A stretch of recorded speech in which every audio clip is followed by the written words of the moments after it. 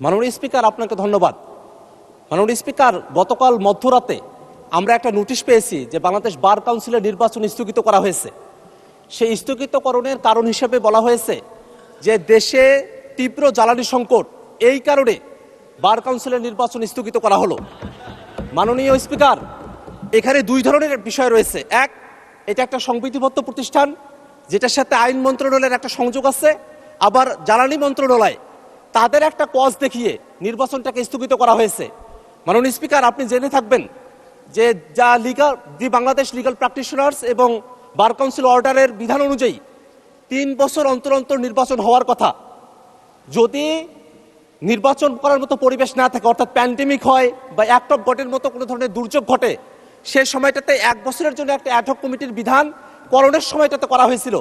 কিন্তু অন্তর্বর্তীকালীন সরকার গঠন করার পরে সেই জায়গাটাতে কোনো অ্যাক্ট অফ গড বা প্যান্ডেমিক না থাকা সত্ত্বেও নির্বাচন না দিয়ে তখন একটা অ্যাডহক কমিটি করা হয়। সেই অ্যাডহক কমিটিটা এখনো পর্যন্ত চলমান রয়েছে।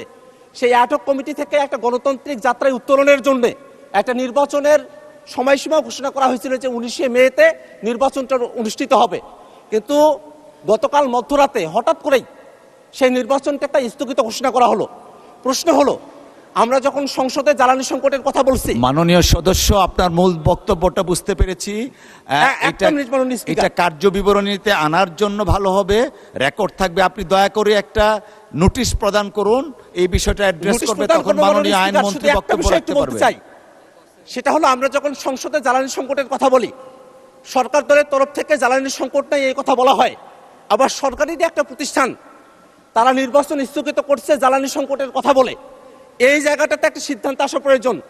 আসলে কি জ্বালানি সংকটের ইস্যু, নাকি একটা গণতান্ত্রিক প্রতিষ্ঠানকে দলীয়করণ ডাকা হবে, সেইটা মূল ইস্যু? এই দুটা বিষয়ে একটা সিদ্ধান্ত আসা প্রয়োজন। মাননীয় স্পিকার, আমরা নোটিশ নিয়ে আসব, কিন্তু যেহেতু আজকে জ্বালানি মন্ত্রী উপস্থিত আছেন, আইনমন্ত্রী উপস্থিত আছেন, আপনি চাইলে তাদের থেকে এই বিষয়ে একটা সুরাহা, একটা তাদের বিবৃতি আপনি তাদেরকে দেওয়ার জন্য আপনি আহ্বান করতে পারেন। মাননীয় স্পিকার, আপনাকে ধন্যবাদ। ধন্যবাদ মাননীয় সদস্য। আমার মনে হয় মাননীয় আইনমন্ত্রী বিষয়ে অ্যাড্রেস করতে চান। দয়া করে মাননীয় আইনমন্ত্রীকে মাইকটা দিবেন প্লিজ। মাননীয় স্পিকার, আপনাকে ধন্যবাদ। আপনার মাধ্যমে মাননীয় সদস্যকেও ধন্যবাদ যে উনি একটি অতি গুরুত্বপূর্ণ ইস্যু আপনাদের সামনে এনেছেন। উনি দুইটি বিষয় বলেছেন, pandemic and act of god.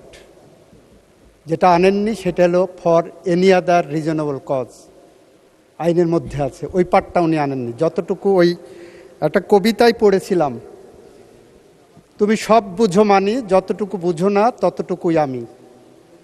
উনি সব বুঝেন, এটা যেমন মানি, কিন্তু যতটুকু ওনার প্রয়োজন ততটুকু উনি আনেন, এর বাইরেরটুকু আনেন না।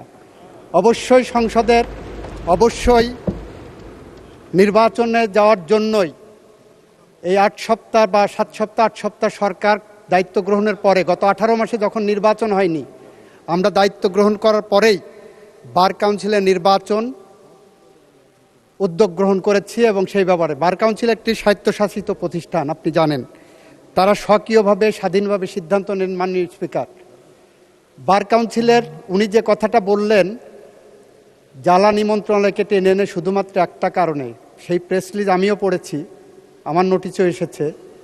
উনি যে জিনিসটা বলেননি সেটা হলো ঢাকা বার সহ বেশ কয়েকটি বার অ্যাসোসিয়েশন থেকে বার কাউন্সিলের কাছে অনুরোধ এসেছে যে তাদের ওখানে এখন নির্বাচন চলছে, তাদের নির্বাচন প্রক্রিয়া সমুন্নত রাখার জন্য, এইটাকে নির্ঝঞ্ঝাট রাখার জন্য, ওই বার অ্যাসোসিয়েশনগুলোর নির্বাচনকে নির্ঝঞ্ঝাট রাখার জন্য নির্বাচনটা পিছানোর জন্য বলেছেন। এবং বার কাউন্সিল একটি সংবিধিবদ্ধ সংস্থা হিসাবে বিভিন্ন বার অ্যাসোসিয়েশনের সেই অনুরোধটাও রক্ষা করেছেন। ফলে এই পার্টটা কিন্তু উনি বলেননি। আইনজীবীদের দাবি ছিল বিভিন্ন বার অ্যাসোসিয়েশন, ঢাকা বার হলো বলা হয় এশিয়ার মধ্যে সবচেয়ে বৃহত্তর বার, যেখানে 22,000-এর উপরে লয়া আছে। সেই বারের নির্বাচন সামনে, 29 তারিখে সেই বারের নির্বাচন, সেই নির্বাচন প্রক্রিয়াকে সামনে রেখে সেই অ্যাসোসিয়েশনের পক্ষ থেকে যে অনুরোধ এসেছে, বার কাউন্সিল আমি মনে করি তাদের নিজস্ব মেধা, প্রজ্ঞা, স্বকীয়তা এবং স্বাধীনতা অ্যাপ্লাই করেছেন। সেই কারণে সেখানে আমরা কোনো হস্তক্ষেপ করিনি। আমরা চাই ওনার মতোই যে বার কাউন্সিলের একটি স্বাভাবিক নির্বাচন প্রক্রিয়া এগিয়ে যাক, এবং সেই প্রক্রিয়া এগিয়ে যাওয়ার জন্য আমাদের পক্ষ থেকে আমরা সেখানে হস্তক্ষেপের মধ্যে যাচ্ছি না। আমরাও চাই, ওনার মতোই চাই, বার কাউন্সিল স্বাধীনভাবে সিদ্ধান্ত নিয়ে তারা এই ব্যবস্থা গ্রহণ করবেন। আপনাকে ধন্যবাদ মাননীয় স্পিকার, মাননীয় সংসদ সদস্যকে ধন্যবাদ। ধন্যবাদ মাননীয় আইনমন্ত্রী। আমি তো ভেবেছিলাম মাধবী হবে কবিতার শিরোনাম। ধন্যবাদ মাননীয় আইনমন্ত্রী। আর এই বিষয়ে বক্তব্য নেই। আপনি অধিবেশন মাননীয় আইন